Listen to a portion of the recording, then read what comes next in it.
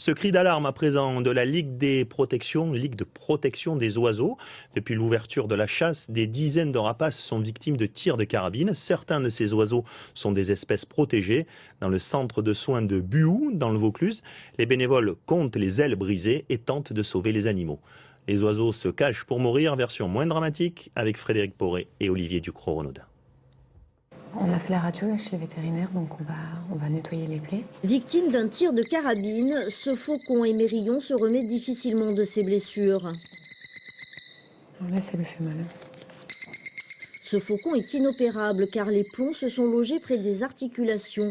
Il devra rester immobilisé durant 15 jours. Pour la soigneuse, ces blessures particulièrement graves rendent le pronostic incertain. La rééducation risque d'être très longue et malheureusement, à l'heure actuelle, on ne peut pas dire s'il pourra être relâché ou pas. Chloé Hugonnet s'occupe d'un autre cas désespéré au centre de soins de Buhout. Un faucon cresserelle est arrivé ici avec un œil crevé. Placé dans une volière, il réapprend les techniques de chasse naturelle. Malheureusement, on ne sait pas encore s'il va pouvoir être réhabilité dans son milieu naturel. Chasser avec un seul œil, c'est pas évident. Ces blessures sont très fréquentes durant la période de chasse. La Ligue de protection des oiseaux demande aux chasseurs de respecter la réglementation. Un président de chasse peut très bien déchirer un permis de chasse d'un de ses adhérents qui ne respecte pas la législation. Il faudrait vraiment qu'en tant qu'acteur de la biodiversité, il travaille avec nous maintenant. C'est le seul moyen, à mon avis, de vraiment faire diminuer ces tirs illégaux sur espèces protégées.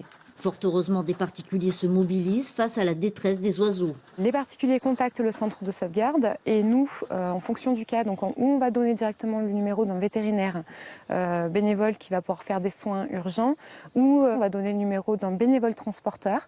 Donc c'est des particuliers qui donnent de leur temps pour transporter les animaux sauvages en détresse vers le centre de sauvegarde.